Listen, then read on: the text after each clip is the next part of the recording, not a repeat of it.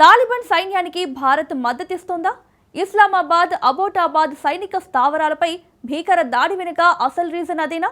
అత్యాధునిక అమెరికా డ్రోన్లను ఎలా ప్రయోగించాలో భారతే నేర్పించిందా? పాకిస్తాన్ ఈ ఆరోపణలే చేస్తుంది.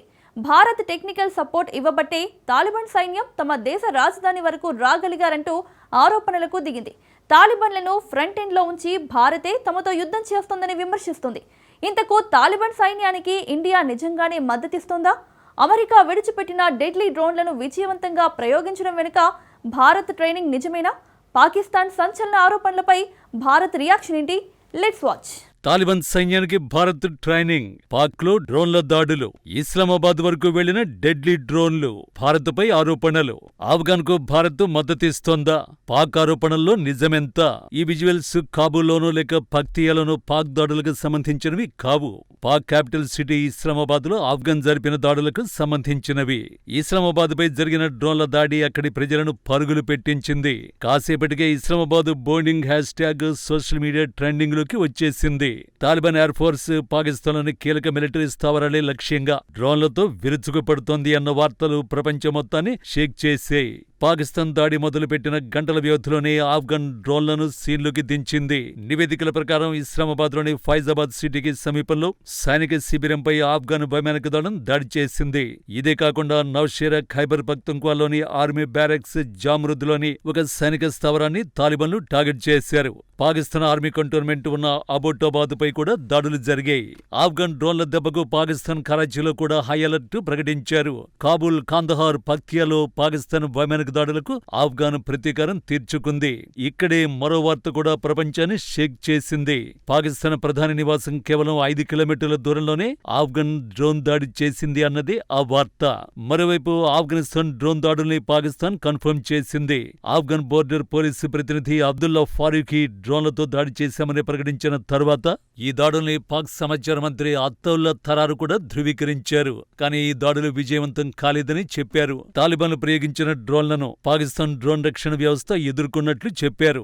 అదే నిజమైతే తాలిబాన్ల డ్రోన్లు పాకిస్తాన్ రాజధాని వరకు ఎలా వెళ్లగలిగాయి? సో ఎయిర్ డిఫెన్స్ వ్యవస్థలో మళ్లీ ఫెయిల్ అయ్యాయన్నమాట. ఆపరేషన్ సింధూర్ సమయంలో భారత్ ప్రయోగించిన క్షిపణులు, డ్రోన్లను కనిపెట్టడంలో చైనీస్ ఎయిర్ డిఫెన్స్ సిస్టమ్స్ దారుణంగా విఫలమయ్యాయి. మన క్షిపణుల ముందు పాక్ వద్ద సమాధానాలు లేవు. తాజాగా ఆఫ్ఘనిస్తాన్ చేసిన దాడిలో కూడా ఇలాంటి పరిస్థితే ఎదురైంది. ఇస్లామాబాద్ వరకు తాలిబాన్ డ్రోన్లు వస్తున్న గగనతల రక్షణ వ్యవస్థలు కనిపెట్టలేకపోయాయి. కనిపెట్టి ఉంటే అక్కడి వరకు వెళ్లేవే కావు. అసలు పాకిస్తాన్ సరిహద్దులోనే ఆ డ్రోన్లు అడ్డుకుని ఉండేది.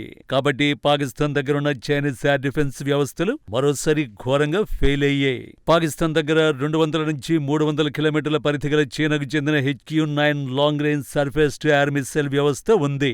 చైనా ఇచ్చిన వివరాల ప్రకారం ఇది శత్రువుల యుద్ధ విమానాలు, క్షిపణులు, డ్రోన్లను ఇంటర్సెప్ట్ చేసి కూల్చేయాలి. పాకిస్తాన్ దీనిని 2021 నుంచి ఉపయోగించడం ప్రారంభించింది. ఇస్లామాబాద్కు రక్షణగా ఆ నగరం చుట్టూ అనేక బ్యాటరీల్ని మోహరించారు. అయినా ఆ వలయాన్ని దాటి ఆఫ్ఘన్ డ్రోన్లు వెళ్లగలిగాయి. ఇక రెండోది 40 నుంచి 70 కిలోమీటర్ల పరిధి ఉండే HQ-16 LY-80 medium range air defence system. ఇది మధ్యస్థ ఎత్తులో వచ్చే డ్రోన్లు, హెలికాప్టర్లు, జెట్లను లక్ష్యంగా చేసుకుంటుంది. ఇస్లామాబాద్, పాక్ సరిహద్దులో వీటిని మోహరించారు. మూడోది FM-90 HQ-7 short range air defence వ్యవస్థ. దీని పరిధి 15 కిలోమీటర్లు. ఇది తక్కువ ఎత్తులో వచ్చే డ్రోన్లు, క్షిపణుల్ని అడ్డుకుంటుంది. చైనా నుంచి కొనుక్కున్న ఈ వ్యవస్థలు ఆపరేషన్ సింధూర్ సమయంలో సరిగ్గా పనిచేయలేదు. భారత్ వద్ద ఉన్న S-400 మాత్రం పాక్ దాడుల్ని తిప్పికొట్టింది. ఆ సమయంలో పాక్లోని చైనా HQ-9 విఫలమైంది. 2025 ఇండో పాక్ వివాదంలో HQ-9 లోపాలు స్పష్టంగా కనిపించాయి. ఇది భారత క్షిపణులను పూర్తిగా అడ్డుకోలేకపోయింది. చైనా వ్యవస్థలో రష్యన్ S-300 కాపీలని నిపుణులు అంటున్నారు. ఇవి అంత సమర్థవంతంగా పనిచేయలేదు. పాకిస్తాన్ ఈ ఓటమిని అంగీకరించలేక ఎప్పట్లానే మన దేశాన్ని టార్గెట్ చేస్తోంది. తాలిబాన్లకు డ్రోన్లను ఎలా వాడాలో భారతే నేర్పించిందని ఆరోపణలకు దిగింది. సరిహద్దు నుంచి 200 కిలోమీటర్ల దూరంలో ఉన్న ఇస్లామాబాద్ పై తాలిబాన్లు దాడులు చేయడం అందరినీ ఆశ్చర్యపరిచింది. సరైన శిక్షణ లేని సైన్యం అంత లోపలికి వెళ్లగలగడానికి అమెరికా వదిలి వెళ్లిన అడ్వాన్స్డ్ డ్రోన్ టెక్నాలజీనే కారణం. ముఖ్యంగా నిఘా దాడికి ఉపయోగించే UAVల ద్వారా తాలిబాన్లు పాకిస్తాన్ ఎయిర్ డిఫెన్స్ ను తప్పించుకోగలిగారు. తక్కువ వనరులున్నప్పటికీ ఖచ్చితమైన ఇంటెలిజెన్స్ ఇంటెలిజెన్స్ తో పాక్ పై డ్రోన్ ఆపరేషన్లు నిర్వహించారు. ఇది ఎలా సాధ్యమన్నదే ఇస్లామాబాద్ అనుమానం. ఇక్కడే తాలిబాన్ల వెనుక భారత్ ఉందని ఆరోపిస్తోంది. తాలిబాన్లు ఇంత ఖచ్చితంగా డ్రోన్ దాడులు చేయగలుగుతున్నారు అంటే దాని వెనుక భారత శిక్షణ ఉండి ఉండొచ్చని పాక్ మీడియాలో ప్రచారం జరుగుతోంది. తాలిబాన్లకు భారత్ సహకరిస్తోందని వారిని ఢిల్లీ ప్రాక్సీగా పాకిస్తాన్ సైన్యం అభివర్ణిస్తోంది. ఆ దేశ రక్షణ మంత్రి ఖవాజా ఆసిఫ్ కూడా ఇవే ఆరోపణలు చేశాడు. ఆఫ్ఘనిస్తాన్ తాలిబాన్లు భారత్కు కాలనీగా మార్చారంటూ నోటికొచ్చిన ఆరోపణలు చేశాడు. ప్రపంచం నలుమూలల నుంచి ఉగ్రవాదుల్ని ఆఫ్ఘనిస్తాన్లకు చేర్చి టెర్రరిస్టులను ఎగుమతి చేయడం ప్రారంభించారని ఈ వివాదంలోకి భారత్ను లాగాడు. అయితే పాకిస్తాన్ ఆరోపణల్ని తాలిబాన్ ప్రతినిధి జబీహుల్లా ముజాహిద్ కొట్టిపారేశారు. తాము ఎవరికీ ఏజెంట్లుగా పనిచేయమని, తమ సొంత శక్తితోనే ఈ దాడులు చేశామని స్పష్టం చేశారు. కానీ తాలిబాన్లకు అమెరికా డ్రోన్లను ఎలా ప్రయోగించాలో నిజంగా భారతే ట్రైనింగ్ ఇచ్చిందా? అవును, ఆఫ్ఘన్ సైన్యానికి భారత్ ట్రైనింగ్ ఇవ్వడం నిజం. అత్యాధునిక ఆయుధాలను ఎలా ఉపయోగించాలో నేర్పించింది నిజం. కానీ అది పౌర ప్రభుత్వం ఉన్న సమయంలో జరిగింది. వివరంగా చెప్పాలంటే 2021కి ముందు ఆఫ్ఘన్ ప్రభుత్వ సైనికులకు భారత్ శిక్షణ ఇచ్చేది. ప్రభుత్వ పగ్గాలు తాలిబాన్ల చేతికి వచ్చిన తర్వాత వారికి ఇండియన్ ఆర్మీ ఏ ట్రైనింగ్ ఇవ్వలేదు. కేవలం మానవతా దృక్పథంతో ఆహార ధాన్యాలు, మందులు మాత్రమే సరఫరా చేస్తోంది. మరి తాలిబాన్ సైన్యానికి మోస్ట్ అడ్వాన్స్డ్ డ్రోన్లను ప్రయోగించేంత తెలివితేటలు ఎక్కడివి? అసలు కథ ఇక్కడే ఉంది. తాలిబాన్లు అధికారాన్ని చేజిక్కించుకున్నాక పాత సైనికులు కొందరు తాలిబాన్ గుటికి చేరారు. వారిలో చాలా మందికి అమెరికా డ్రోన్ టెక్నాలజీని ఎలా వాడుకోవాలో తెలుసు.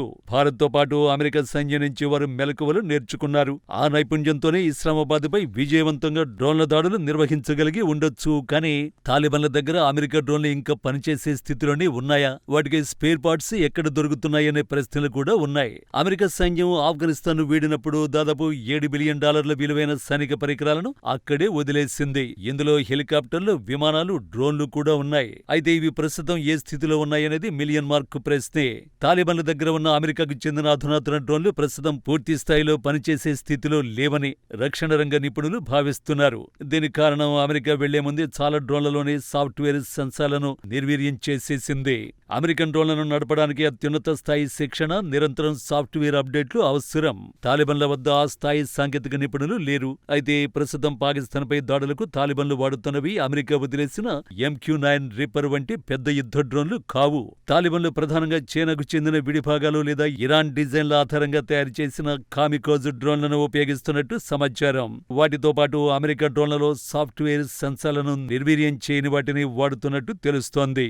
అంతేకాదు పాడైపోయిన విమానాలు, డ్రోన్లలోని పనిచేసే భాగాలను తీసి వాడుకుంటున్నారని విశ్లేషకులు భావిస్తున్నారు. పాక్ సరిహద్దుల్లో ఉండే అక్రమాయుధ మార్కెట్ల ద్వారా విడిభాగాలను సేకరిస్తూ ఉంటారు. గతంలో అమెరికా సైన్యం నుంచి శిక్షణ పొందిన ఆఫ్ఘన్ ఎయిర్ ఫోర్స్ మెకానిక్లు ఇప్పుడు తాలిబాన్ల కింద పనిచేస్తున్నారు. కాబట్టి వారు స్థానిక వనరులతో వీటిని రిపేర్ చేయడానికి ప్రయత్నిస్తున్నారు. కారణాలు ఏవైనా వైమానిక దళం అంటూ లేని ఒక అనామక దేశం తనను తాను న్యూక్లియర్ పవర్ కంట్రీగా చెప్పుకునే పాకిస్తాన్ నడిబొడ్డున డ్రోన్లతో దాడులు చేయడం విజయంతో సమానం.